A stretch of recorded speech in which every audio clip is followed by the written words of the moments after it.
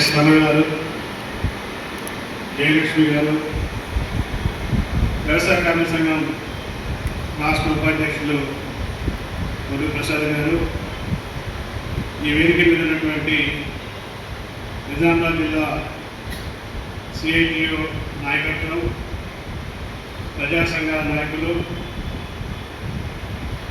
కేంద్ర రాష్ట్ర కార్మిక సంఘాల నాయకులు, సోదరుల కమ్రేడ్ నూర్జహాన్ అతి చిన్న వయసులో పోరాటాల్లో పరుగులు పెడుతూ కార్మిక సమస్యల కోసం నిరంతరం ఉద్యమాలు చేస్తూ ఎందరికో స్ఫూర్తిదాయకంగా అభాగ్యులకు, దోపిడీ గురవుతున్నటువంటి కార్మిక వర్గానికి, పేదలకి నేనున్నానంటూ ఈ నిజామాబాద్ జిల్లాలో పోరాటాల్లో నిలిచినటువంటి ఒక ధృవతార మన నుంచి దూరమైంది. నూర్జహాన్ గారు అమరజీవి నూర్జహాన్ గారి మరణ వార్త మరణించబోతుకే 8వ తారీఖు కమ్రేడ్ రమేష్ సిఐటియు రాష్ట్ర కేంద్రానికి నూర్జహాన్ అనారోగ్యానికి గురైంది, చాలా సీరియస్గా ఉంది, కండిషన్ క్రిటికల్గా ఉందనేటువంటి వార్తని 8వ తారీఖు ఉదయం 10 గంటలకి సిఐటియు రాష్ట్ర కేంద్రానికి తెలియజేశారు. తెలియజేసినటువంటి మరుక్షణం సిఐటియు రాష్ట్ర కేంద్రం నుంచి రాష్ట్ర నాయకత్వం హుటాహుటిన హైదరాబాద్ నుంచి నిజామాబాద్కి వచ్చారు. నిజామాబాద్లో ఆమెను హాస్పిటల్లో చూశాం. నిజామాబాద్ హాస్పిటల్లో ఆమె ఉన్నటువంటి తీరు, ఆమె యొక్క పొజిషన్ చూసి మనసు చెల్లించిపోయింది. ఏ చిన్న అవకాశం ఉన్నా నిజామాబాద్ నుంచి అత్యంత కీలకమైన సమయంలో మనకు దూరం. ఇంత చిన్న వయసులో ఇంతలోనే కమ్రేడ్ నూర్జహాన్ సంస్మరణ సభ జరుపుకోవాల్సిన పరిస్థితి వస్తుందని మనం ఎవరూ ఊహించలేదు. అత్యంత కీలకమైన సమయం మనం చూస్తున్నాం. అంగన్వాడీలు, ఆశాలు లాంటి రంగాలు ఈ దేశానికి అవసరం లేదని ఢిల్లీని పరిపాలిస్తున్నటువంటి, దేశాన్ని పరిపాలిస్తున్న బీజేపీ సర్కార్, మోడీ సర్కార్ వేటు వేసే ప్రయత్నంలో ఉన్న సమయం. మొత్తం కార్మిక వర్గానికి హక్కులు లేకుండా చట్టాలను రద్దు చేసి దాడులు చేస్తున్నటువంటి సమయం. మరోవైపు అంతర్జాతీయంగా బహుళజాతి సంస్థలు గ్రామాల్లో ఉన్న నిరుపేద కుటుంబాల్లో పసిపిల్లల బాధ్యత కూడా మాదే, ఈ అంగన్వాడీలు ఎందుకు, ఈ ఆశాలు ఎందుకు, ఈ మిడ్ డే మీల్స్ ఎందుకు అని మాట్లాడుతున్నటువంటి సమయం. అమెరికా బాధ్యతారహితమైనటువంటి యుద్ధోన్మాదం వల్ల మన గ్యాస్ సిలిండర్ల ధరలు పెరిగిన సమయం, నిత్య జీవిత అవసర సరుకుల ధరలు పెరుగుతున్నటువంటి సమయం. ఐక్య కార్మికోద్యమాన్ని మరింత బలోపేతం చేయాల్సిన సమయంలో కమ్రేడ్ నూర్జహాన్ మనకు దూరం లేదు. మరోవైపు తన తరఫు కుటుంబీకులకు, తన భర్త తరఫు కుటుంబీకులకు అందరికీ కూడా తానే తల్లిగా వ్యవహరించిన కమ్రేడ్ నూర్జహాన్ ఇప్పుడు ఆ 2 కుటుంబాలకు కూడా ఇబ్బందిగానే ఉంది. కమ్రేడ్ నూర్జహాన్ కేవలం కార్మికుల జీతభత్యాలు పెరగాలని మాత్రమే కోరుకోలేదు. ఎందుకంటే కొట్లాడినప్పుడు ఇంత జీతం పెరుగుతోంది, తెల్లారి నుంచి ధరలు పెరుగుతున్నాయి, పెరిగిన జీతానికి కూడా విలువ లేకుండా పోతున్నది. అందుకని ఈ సమాజంలో పెట్టుబడిదారీ దోపిడీ పోవాలి, భూస్వామ్య దోపిడీ పోవాలి, కార్మికుల శ్రమను దోచుకునే వ్యవస్థ అంతం కావాలి, ఒక సమసమాజం కావాలి, ఒక సోషలిస్ట్ వ్యవస్థ కావాలని కోరుకున్న కమ్రేడ్ నూర్జహాన్ అది ఎర్రజెండా నాయకత్వంలో మాత్రమే, ఒక కమ్యూనిస్ట్ పార్టీ నాయకత్వంలో మాత్రమే సాధ్యమని నమ్మిన కామ్రేడ్. ఆ కామ్రేడ్ చనిపోకముందే తాను ఇక చనిపోతానేమో అని సందేహం వచ్చి తన భర్తకు చెప్పింది, నా సమాధి నా తండ్రి సమాధి పక్కన ఉండేటట్టు చూడు ఆనందం అంటే సై అనేటటువంటి గుణం, రాజీ లేని పోరాటాలు చేసేటటువంటి తత్వం. ఆమె ఇప్పుడు కాదు, బాల్యం నుంచే ఆ రకంగా వామపక్ష భావాజాలానికి ఆకర్షితురాలై ఈ నూతన సమాజాన్ని నిర్మించే దాంట్లో నేను సైతం భాగస్వామిని అవుతానని చెప్పేసి ఆ రకంగా వాగ్దానం చేసి చివరికంటూ చేసినటువంటి వాగ్దానానికి కట్టుబడి పనిచేసినటువంటిది నూర్జహాన్ అక్క. నేను నిషేధిత ఆర్గనైజేషన్లో పనిచేసి కనిపిస్తే కాల్చివేస్తారు, మరి తుపాకీ గుండ్లకి నేను బలైపోతాను అనేటటువంటి భయం లేనటువంటి ఆర్గనైజేషన్లో పనిచేసినటువంటిది నూర్జహాన్ అక్క.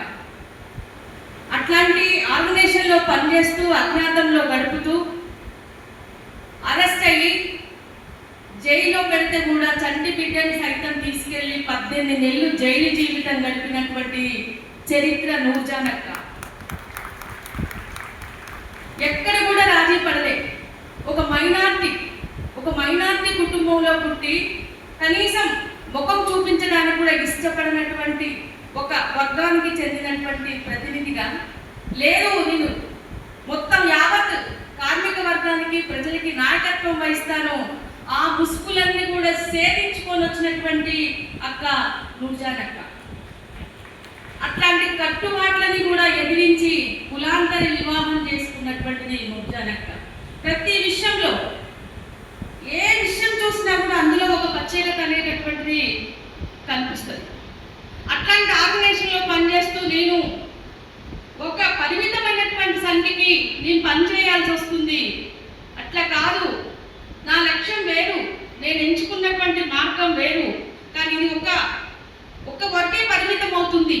ఈ పరిమితం నుంచి నేను అపరిమితమైనటువంటి యావత్ ప్రజానికం కోసం పనిచేయాలని చెప్పేసి అట్లా ఆలోచన చేసి తన ఆలోచనలు మార్చుకొని ఒక సిపిఎం పార్టీలో పనిచేయాలి, ఒక కార్మిక వర్గ ప్రతినిధిగా మేము పనిచేయాలని చెప్పేసి ఆ రోజు వెంకట్రామన్ గారి నాయకత్వంలో జాయిన్ అయింది. దాదాపు నూర్జహాన్ గారి అట్లాగే నా ముందు కూర్చున్న మీకందరికీ కూడా నమస్కారం. చాలా బాధలో మనం ఉన్నాం, చాలా దుఃఖంలో కూడా ఉన్నాం. ఎందుకున్నామంటే ఏజ్ చాలా ఎక్కువైపోయి ఇక చాలా వృద్ధాప్యంలో ఉన్నారు, వాళ్ళు చనిపోయిందంటే అప్పుడు కూడా బాధ ఉంటుంది. కానీ వయసు అయిపోయింది కదా అనుకుంటాం. కానీ నూర్జహాన్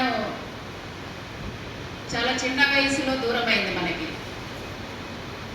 అందుకని మనకందరికి కూడా చాలా చిన్న వయసులో చనిపోయింది, బతికే వయసు ఇంకా చాలా ఉండే, ఇంత చిన్న వయసులో మనకు దూరం అయిపోయిందనే బాధ మనందరికి కూడా ప్రతి ఒక్కరికి చాలా ఉంది.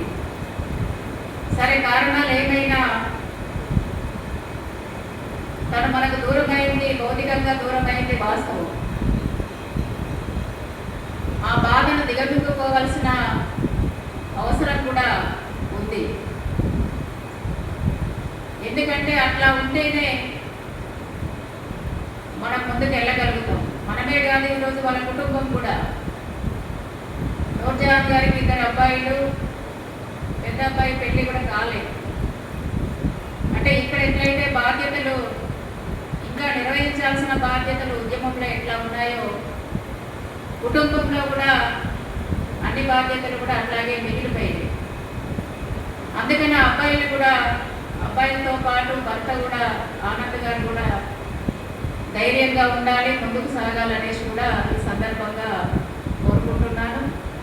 మనమందరం కూడా నూర్జహాన్ మనకు భౌతికంగా దూరం అయింది తప్ప మానసికంగా దూరం కాలేదు. మనకు తన వారసత్వాన్ని మిగిల్చింది, మనమే వారసులం. పొద్దున్న లేస్తే నూర్జాను అంగన్వాడీ పోరాటంలో, ఆశా పోరాటంలో, గ్రామ పంచాయతీ, మున్సిపల్, భవన నిర్మాణ రంగం కానీ, బిల్డీ కానీ, స్థానిక సంస్థలు కానీ, అమ్మాలి కానీ, అంటే ఈ నిజామాబాద్ జిల్లాలో కష్టజీవులు ఎక్కడ కష్టంతో బాధపడితే అక్కడ అర్ధరాత్రి అయినా ఎప్పుడైనా అక్కడ బాలేదు. అంటే మనందరి కోసం పనిచేసింది. ఈరోజు ఉన్నటువంటి కార్మిక వర్గాన్ని, రైతాంగాన్ని, వ్యవసాయ కార్మికుల్ని ఒక తాటి మీద తీసుకొచ్చి జిల్లా వ్యాప్తమైనటువంటి బలమైన ఉద్యమాన్ని నిర్వహించినటువంటి నాయకురాలు నూర్జహాన్ గారిని మనం చెప్పుకోవచ్చు. అలాంటి నాయకురాన్ని కోల్పోవడం నిజంగా ఈ జిల్లాలో కార్మిక ఉద్యమానికి బలమైన లోటుగా భావించాల్సినటువంటి అవసరం ఉంది.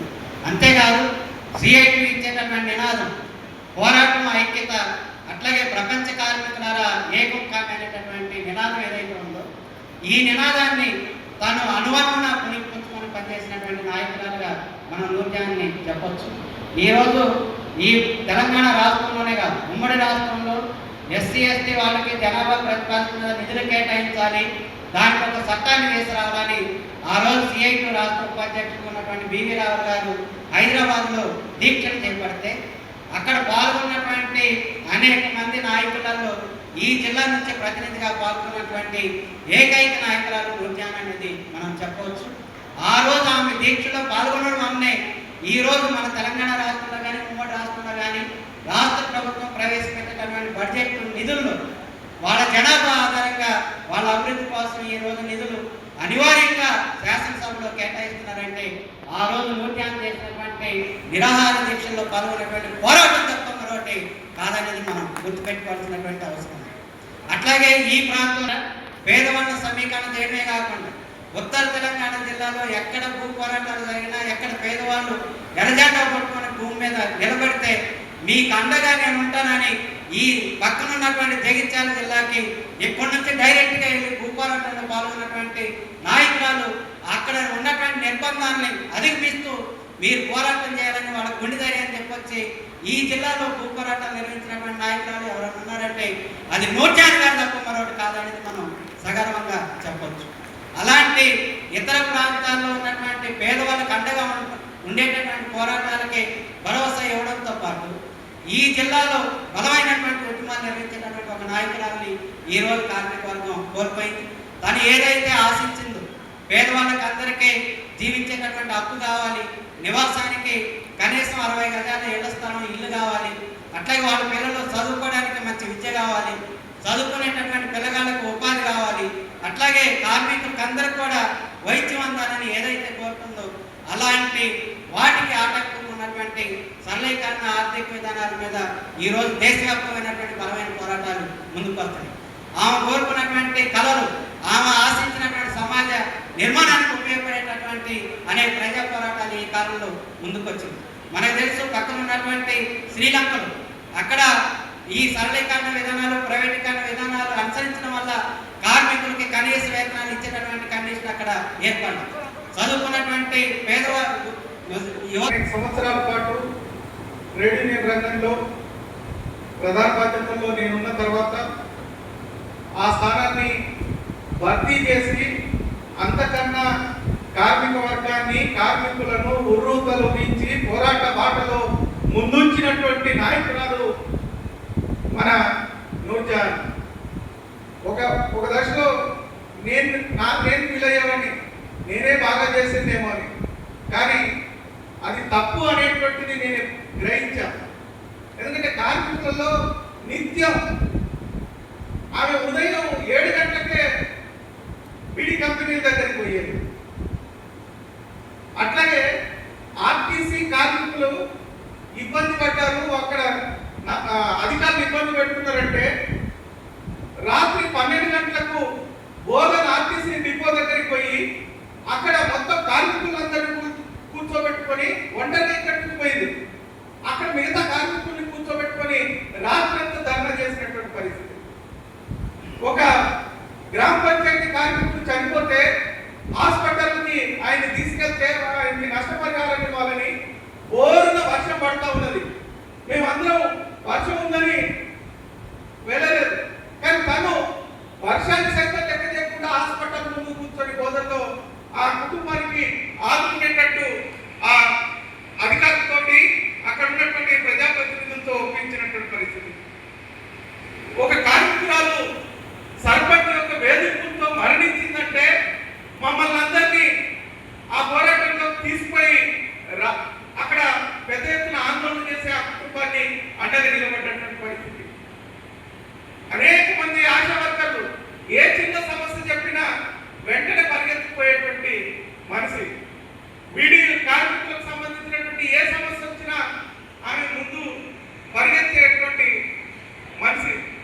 ఆ రకమైనటువంటి నాయకురాలు ఈరోజు సిఐటికి ప్రధానంగా ప్రజాతంత్ర ఉద్యమానికి మేము కొంత ఇబ్బందులు పడేటువంటి పరిస్థితి ఈరోజు ఎదుర్కొంటా ఉన్నాం.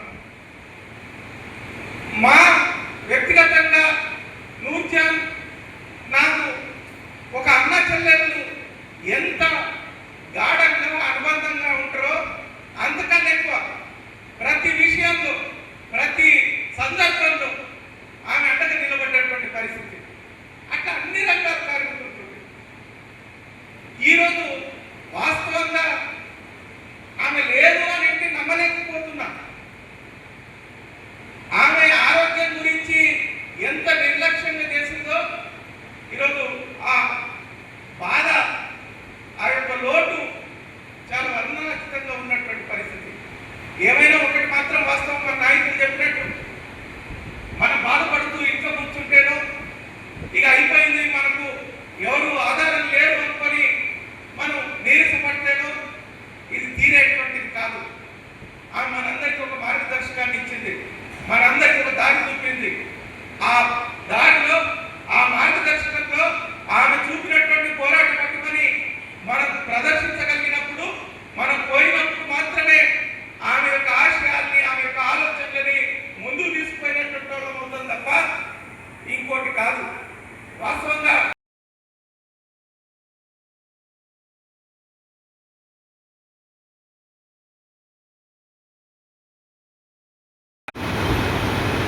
నిరంతరం ప్రజలతో నిమగ్నమై ఉన్నటువంటి అక్క ఇందాక నాయకత్వం అందరూ కూడా చెప్పినట్టు ప్రతి ఒక్కరికి సమస్య వచ్చినప్పుడు నేనున్నానని భరోసా కల్పిస్తూ, అట్లాగే ఎవరైనా ఆరోగ్యం విషయంలో నిర్లక్ష్యం చేస్తే వారిని బెదిరించి వెంటనే ఉండి హాస్పిటల్ తీసుకెళ్ళి చూపించి జాగ్రత్తలు చెప్పినటువంటి అక్క తన ఆరోగ్యం విషయంలో ఎందుకు నిర్లక్ష్యం వహించిందో మాకు కూడా ఇంకా అర్థం కాని పరిస్థితి. ఎవరు కూడా ఎక్స్పెక్ట్ చేయలేదు. నూర్జాన్ అక్కకు ఆరోగ్యం బాగాలేదు అంటే తను ఎప్పుడు సిక్ అవుతుంది, మళ్ళీ ఈరోజు ఇంట్లో ఉంటుంది, తనకు హెల్త్ బాగాలేదట అని అందరికీ సమాచారం వచ్చేలోపు తెల్లారే ఉద్యమాల్లో కనిపిస్తుంది. కాబట్టి మేము కూడా అసలు ఎక్స్పెక్ట్ చేయలేదు. కానీ ఇది నిజామాబాద్ జిల్లాకు తీరని లోటు. ఎందుకంటే సిఐటివే కాదు, ప్రతి రంగంలో కూడా, పార్టీ దాంట్లో కూడా, ప్రతి విషయంలో కూడా తను నిరంతరం ఉంటుండే. కాబట్టి మాకు అసలు నిజం చెప్పాలంటే నూర్జాన్ అక్క లేరు అనే విషయాన్ని గుర్తించుకోవడం చాలా కష్టంగా ఉంది. మేము ఆఫీస్ సైడ్ వెళ్ళాలంటే అసలు అవ్వట్లేదు. ఎందుకంటే